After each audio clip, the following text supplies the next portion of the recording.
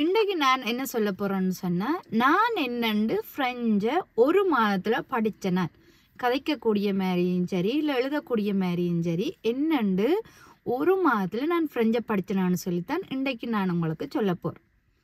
அதில் முக்கியமாக என்ன ஒரு இன்சிடெண்ட் எனக்கு நடந்து நான் அவ்வளோ வேகமாக ஃப்ரெஞ்சை படித்தேனான்னு சொல்லி உங்களுக்கு இந்த வீடியோவில் கடைசியில் சொல்கிறேன். அதையுமே நீங்கள் ஸ்கிப் பண்ணாமல் கடைசி வட்டும் பாருங்கள். இதில் இப்போ முதலாவது நான் அதில் என்ன ஃபாலோ பண்ணினான்னு சொன்னால், எனக்கு இந்த சுவிஸ் நாட்டில் ஃப்ரெஞ்ச் ஏன் முக்கியமன்றதை ஒரு லிஸ்ட் எடுப்பேன். வந்தோடனே நான் இப்போ ஒரு 2 கிழமைக்கு பிறகு எனக்கு இந்த ஃப்ரெஞ்ச் ஏன் முக்கியம்னு சொல்லி ஒரு லிஸ்ட் ஒன்று போட்டேன். இப்போ நான் படிக்கிறதுக்காக இருக்கட்டும், இல்லை voyage பண்ணுறது, இப்போ ஃப்ரான்ஸுக்கு எங்கே போகிறதா இருக்கட்டும், இல்லை ஆக்களோட கதைக்கிற, இல்லை வேலைக்காக இருக்கட்டும், இல்லாட்டி பிள்ளைகளோட ஸ்கூலில் கதைக்கிறதா இருக்கட்டும், எதுக்கு எனக்கு இந்த ஃப்ரெஞ்ச் முக்கியம் என்று எனக்கு மிக சின்ன சின்ன விஷயங்களை விட மிக முக்கியமானதை நான் எப்பயுமே ஒரு இதில் நோட் பண்ணி வச்சுக்கொள்வேன். ஏன்னு சொன்னால், இப்போ படிக்கிறது ஒவ்வொரு நாளுமே நாங்கள் இன்ட்ரெஸ்டாக படித்து கொண்டிருப்போம்னு சொல்லலாது. சில நேரம் அது போர் அடிக்கும், சில நேரம் பஞ்சியாக இருக்கும். அந்த டைமில் நான் என்ன செய்வேன், நான் ஏன் ஃப்ரெஞ்ச் படிக்கணுமென்றதை வச்சு நான் அதை எடுத்து பார்ப்பேன். பார்க்க எனக்கு ஒரு என்ன செய்யும், ஒரு ஆர்வம் கொண்டு வரும். இதுக்காக நான் படித்தே ஆகணும், கட்டாயம் படிக்கணுமெண்டு ஒரு மோட்டிவேஷன். அப்படி இப்போ எங்களுக்கு யாருமே மோட்டிவேஷன் தர மாட்டேன்னு, நீ படி, நீ இதை செய், இப்படி படித்தா தான் இப்படி வேலை எடுக்கலாம், யாருமே சொல்ல மாட்டேன். எங்களை இன்னும் கீழே தள்ளுவோம்னு தான் பார்ப்பினுமே தவிர யாருமே எங்களுக்கு மோட்டிவேஷன் தர மாட்டேன். அதால் எங்களை நாங்களே மோட்டிவேட் பண்ணணும். அதுக்காகத்தான் நான் என்ன செய்கிறேன், நான் எழுதி வைப்பேன். எழுதி வச்சுட்டு இப்போ சோர்வடைகிற நேரத்தில் அதை எடுத்து பார்ப்பேன். பார்த்து ஓகே, இதுக்காக நான் படித்தே ஆகணும், இந்த விஷயத்துக்காக நான் இதை செய்தே ஆகணும், இதுக்காக நான் இதை கதைச்சே ஆகணும் ஃப்ரெஞ்சுன்னு சொல்லி ஒவ்வொரு நாளும் என்ன நான் மோட்டிவேட் பண்ணிக்கொண்டே இருப்பேன். அதை விட எனக்கு ஒரு அக்கான்னு சொல்லலாம், இல்லை ஒரு ஃப்ரெண்டுன்னு சொல்லலாம், அவள் என்ன அட்வைஸ் கேட்டாலும் சரி, என்ன இதண்டாலும் சரி, என்ன ஒரு கீழ் நோக்கி தள்ளுற மாதிரியே ஒரு பதிலுமே சொல்ல மாட்டாள். எப்பயுமே அவள் என்ன மோட்டிவேட் பண்ணிக்கொண்டே இருப்பாள். அதுக்குமே இப்போ எங்களை சுற்றி இருக்கிற ஆட்களையுமே நாங்கள் தான் செலக்ட் பண்ணணும். ஏன்னு சொன்னால், இப்போ எங்களுக்கு ஏற்ற ஒரு நல்ல ஆட்களைத்தான் நாங்கள் செலக்ட் பண்ணி எங்களோடையே வச்சுக்கொள்ளணும். இல்லை எங்களை இன்னும் கீழே தள்ளி கொண்டு போவேணுமென்னு சொன்னால் நாங்களும் அதே லெவலில் இருந்துருவோம். அப்போ நான் இந்த சுவிஸ் ஸ்டார்ட்டில் அந்த அக்காவும் சரி, ஃப்ரெண்டும் சரி, எல்லாமே அவள் தான் எனக்கு நிறைய மோட்டிவேட் பண்ணினவா. நீங்கள் இதை செய்யுங்க, இப்படி செய்யுங்க, அப்படி செய்யுங்கன்னு நிறைய சொல்லுவாள். இந்த இப்படி படியுங்க, இப்படி தண்ணுங்கன்னு சொல்லிங்க. அப்போ ஒரு விஷயத்தில் அவள் நடுக சொல்லி கொண்டிருப்பா, டிவியில் கார்ட்டூன் பாருங்க, இல்லை படம் பாருங்க, நாடகங்களை ஃப்ரெஞ்சில் இருக்குது, அதையும் பாருங்கன்னு. அந்த விஷயம் மட்டும் எனக்கு எப்போ பார்த்தாலும் அக்கா சொல்லிக்க, என்னடா இப்படி சொல்லிட்டு இருக்கிறாவே, எனக்கு ஒன்றுமே விளங்குலன்னு எரிச்சலாக இருக்கும். ஆனால் நான் ஃபாலோ பண்ண மாட்டேன். சரி, இவ சொல்கிறாவே எல்லாமே சொல்லி நான் கேட்டு ஓகே, எனக்கு நல்லதுக்கு தானே சொல்கிறா, இதையும் ஒருக்கா ட்ரை பண்ணி பார்ப்போம்னு சொல்லிட்டு நான் என்ன செய்தேன், நான் ஒரு மாதம் தொடர்ந்து ஃப்ரெஞ்சில் விளங்குதோ விளங்க இல்லையோ, ஆனால் நான் தொடங்கினது கார்ட்டூன்லேருந்து தான் தொடங்கினேன். சின்ன பிள்ளைகள் பார்க்குற கார்ட்டூன் விளங்குதோ விளங்கிலையோ ஒரு அரை மணத்தியாலும் ஃப்ரெஞ்சில் பார்த்து கொண்டே இருப்பேன். பார்த்து கொண்டு வந்துட்டு அப்புறம் நாளாக தெரியாத சொற்கள், தெரியாத இதுகள் எல்லாத்தையும் நான் சேர்த்தெடுத்து அதில் வர வசனங்களை நானே திருப்பி சொல்லி பார்த்து, அதுக்கு பிறகு சரியாக ஒரு மாதத்தில் நீங்கள் சொன்னால் நம்ப மாட்டீங்க, என்னால் வடிவாக ஃப்ரெஞ்ச் கதைக்கக்கூடிய மாதிரி இருந்தது. அப்போ நான் இதை நான் முதலே ட்ரை பண்ணியிருந்தா இதுதான். இப்போ எங்களை சுற்றி இருக்கிறார்கள் நல்லாக்கள் சில நல்ல விஷயம் சொன்னால் கூட நாங்கள் என்ன செய்வோம், சில நேரம் கேட்காம போயிடுவோம். அதுக்காகத்தான் நான் சொல்கிறேன், உங்களுக்கு ஒரு ஆக்கள் நல்லது சொல்லிடணும்னு சொன்னால் அதை நீங்கள் ஃபாலோ பண்ணி பாருங்க. அதே மாதிரி நான் சொல்கிற டிப்ஸை நீங்கள் ஃபாலோ பண்ணி பார்த்தா தான் அதில் ரிசல்ட் தெரியும். அப்போ எனக்கே ஒரு பெரிய ஒரு ஆச்சரியமாக கிடந்தது, என்னடா சொல்லி நான் கேட்கல, இதை முதலே நான் ட்ரை பண்ணியிருந்தா ஏற்கனவே கதைச்சிருப்பேனேன்னு சொல்லி அந்த அக்காவுக்கு நான் சொல்கிறது, உங்களால் நான் இவ்வளோ தூரத்துக்கு கதைக்கக்கூடிய மாதிரி வந்தேன் சொல்லி நான் இது எங்களோட ஒரு மோட்டிவேஷன். அதுக்காகத்தான் நான் இந்த கதை சொன்னேன்னு சொன்னால், நாங்களுமே எழுதி வைக்கணும் என்னென்ன எங்களுக்கு தேவை இருக்குது ஃப்ரெஞ்சாலேண்டும். மற்றது வந்து எங்களை சுற்றி இருக்கிற ஆக்களுமே நாங்கள் நல்ல ஆக்களாக செலக்ட் பண்ணி வச்சு எங்களை மோட்டிவேட் பண்ணக்கூடிய ஆக்களுமாகவே இருக்கும். அதே மாதிரி நாங்களும் ஏதோ ஒரு விதத்தில் அவைக்கு மோட்டிவேட் பண்ணக்கூடிய மாதிரி இருக்கணும். இது முதலாக. இது வந்து நான் கதைக்கிறதுக்காக எடுத்த முயற்சி. அதைத்தான் நான் உங்களுக்கு ஒவ்வொரு வீடியோலையும் சொல்லுவேன். படம் ஃப்ரெஞ்சில் படம் பாருங்க, ஃப்ரெஞ்சில் பாட்டு கேளுங்க, இல்லை ஃப்ரெஞ்சில் நாடகங்களை பாருங்க, அதை அப்படியே திருப்பி சொல்லுங்க, வாய் திறந்து சொல்லுங்கன்னு ஒவ்வொரு வீடியோலையும் எந்த அனுபவத்தை வச்சு தான் நான் உங்களுக்கு அதை சொல்கிறேன். நீங்களுமே அதை ஃபாலோ பண்ணி பாருங்க. மற்ற எழுதுறதுக்கு நான் என்ன செய்தேனான்னு சொன்னால், எழுதுறத வந்து அதுக்குமே சின்ன கதை புத்தகத்தில் இருந்தான் தொடங்கினேன். வாசிப்பேன், நிறைய வாசிப்பேன். எனக்கு வாசிக்கிறேன்னு சொன்னால் நிறையவே பிடிக்கும். அது எந்த மொழியாக இருந்தாலும் வாசிக்க பிடிக்கும்.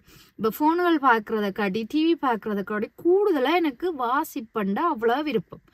அப்போ நான் என்ன செய்தேன்னு சொன்னால், லைப்ரரியில் போய் புத்தகங்கள் எடுத்து, சின்ன பிள்ளைகளோட புத்தகங்கள எடுத்து கொண்டு ஒவ்வொரு நாளுமே வாசிப்பேன். வாசித்து அதில் வர ஃப்ராஸுகள், அதில் எப்படி வேர்பை கான்ஜுகேஷன் பண்ணியிருக்கு, எப்படி லாக்டிக்கல் பாவிச்சிருக்கணும், என்ன ஆர்த்தோகிராஃபி, சகலதுமே நான் அந்த ஒரு பேஜ் வாய்ச்சேன்னு சொன்னால் அதில் எல்லா டீட்டெயில்ஸுமே அப்படியே எடுத்து நான் படிக்க தொடங்குவேன். அப்போ வாசிப்பு எவ்வளோத்துக்கு முக்கியம்ன்றது நாங்கள் அதே இதை எழுதக்கூடிய அளவுக்கும் கொண்டு வந்து விடுமங்களை. அந்த வாசிப்பு திறன் வந்து எங்களை சரியான முறையில் எழுதுகிற அளவுக்கும் கொண்டு வந்து விடும். அப்போ நாங்கள் ஒவ்வொரு எழுத்தாக பார்த்து தெரியாத வொக்காபுலரிஸ் என்னென்னு ஞாபகப்படுத்துகிறேன்னு சொல்லி, அதுவுமே நான் ஏற்கனவே எந்த டெக்னிக்கை தான் உங்களுக்கு வீடியோவே போட்டிருக்கிறேன். என்னென்ன இந்த வொக்காபுலரிஸை வந்து பாடமாக்குறேன்னு சொல்லி, இப்படியே நான் எந்த வாசிப்பு திறனையும் ஃப்ரெஞ்சை வந்து கதைக்கிறதையும் வந்து நான் ஈஸியாக என்னால் செய்யக்கூடிய மாதிரி இருந்தது. மற்றது வந்து எனக்கு ஒரு இன்சிடென்ட் நடந்தது என்னன்னு சொன்னால், எனக்கு அதை இப்போ நினைச்சாலும் கூட எனக்கு ஒரு மோட்டிவேஷனாக இருக்கும். அது என்னென்னு சொன்னால், இப்போ நான் வந்து சுவிஸ் வந்து ஒரு 2 கிழமை இருக்குது. 2 கிழமையால் இங்கே இருக்கிற கடையில் கோப் கடைக்கு போனேன். போகாத ஒரு சின்ன கடை. அப்போ பில் அவை தான் போடுவினும். போட்டால் இப்போ எங்களுக்கு விலை எவ்வளோன்னு தெரியாது, அவை தான் சொல்லுவேன். அப்படி நான் சில பொருட்களை வேண்டிட்டு பில் போட்டுட்டு இருக்க அவள் விலையை ஃப்ரெஞ்சில் சொன்னவ. அப்போ எனக்கு ஃப்ரெஞ்ச் தெரியாது, ஃப்ரெஞ்சில் ஒன்றுமே தெரியாது. அப்போ நான் இங்கிலீஷில் சொன்னேன். எனக்கு விளங்கையில் எவ்வளோண்டு இங்கிலீஷில் விலையை கேட்க அவள் வந்து அதுக்கு பதில் சொல்லியிருந்தாலும் பரவாயில்லை. இப்போ ஏதாவது சொல்லியிருக்கலாம், இல்லாட்டி ஃப்ரெஞ்சில் என்ன அதில் பேசியிருந்தா கூட எனக்கு அது பெருசாக தெரியாது. அவள் ஒரு செய்கை ஒன்று செய்தவ என்னன்னு சொல்லி சொன்னா, அது வந்து எந்த மனதளவில் ஒரு பெரிய ஒரு பாதிப்பை ஏற்படுத்திட்டு. இப்போ உங்களுக்கு சில பேருக்கு இந்த செய்கை வந்து அது நோமலாக இருக்கலாம். என்ன வந்து ஒரு இதுக்குமே நான் பிரயோசனம் இல்லாத மாதிரி என்ன ஒரு உதாசீனப்படுத்தின மாதிரி ஒரு செய்கை. எனக்கு அது அப்படி செய்தோன்னே என்னால் தாங்கவே இல்லாம போயிட்டேன்னு சொல்லுங்க. இப்போ நாங்கள் ஒரு இடத்துல இருந்து படித்து ஒரு இதாக இருந்துட்டு வேறொரு நாட்டுக்கு வந்து அந்த நாட்டுக்காரலாலே நாங்கள் உதாசீனப்படுத்தப்படுறோம் பாருங்க. அது வந்து என்னால் தாங்கவே இல்லாமல் போயிட்டு சொன்னால் நம்ம மாட்டேங்க, இரவு ஃபுல்லாக என்னால் நித்திரையே கொள்ளையில்லாமல் போயிட்டு அவ்வளோ ஒரு தாக்கம் என்னால். அப்போ நான் என்ன செய்கிறேன், அது வந்து நல்ல விஷயம்தான். அவள் அப்படி ஒரு செய்கை தான் என்ன வந்து ஃப்ரெஞ்ச் ஒரு மாதத்தில் வேகமாக படிக்க வச்சதுன்னு சொன்னால் அந்த ஒரு செய்கை. இப்போ என்னை சுற்றி இருந்தாக்கள் எனக்கு மோட்டிவேட் தந்த அதுகளை தவிர்த்து எனக்கு நடந்த ஒரு உதாசீனப்படுத்தல் தான் என்ன இவ்வளோ தூரத்துக்கு வேகமாக ஃப்ரெஞ்சை கதைக்க வச்சது. இதை மாதிரி நிறைய நடந்திருக்குது. ஆக என்ன பாதிச்சேன்னு சொன்னால் இது மட்டும்தான். அப்போ நான் என்ன செய்தேன், இப்படி இந்த ஃப்ரெஞ்ச் தெரியலேன்றது இதில் என்ன கஷ்டம் இருக்குது, நானும் இதை படிப்பேன் தானே எடுத்தேன்.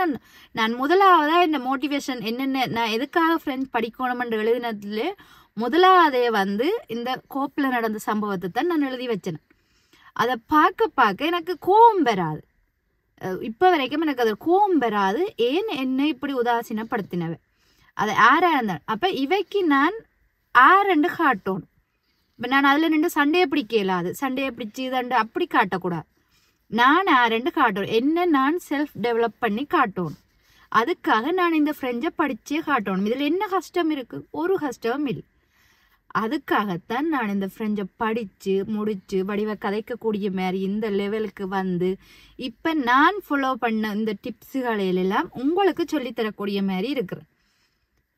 அப்போ இதுதான் என்னுடைய கதையண்டா இதுதான். இதை விட நிறைய இன்னொரு சம்பவம் நடந்தது. அதை நான் உங்களுக்கு இன்னொரு வீடியோவில் சொல்கிறேன். அது எனக்கு பெருசாக அதை பாதிப்பு ஏற்படுத்தலை. அப்போ அது இன்னொரு வீடியோவில் நான் உங்களுக்கு சொல்கிறேன். இந்த செய்கை வந்து என்ன மறக்க முடியாத அளவுக்கு அந்த சம்பவத்தை மறக்க முடியாத ஒரு அளவுக்கு என்ன இந்த செய்கை மாற்றி விட்டது.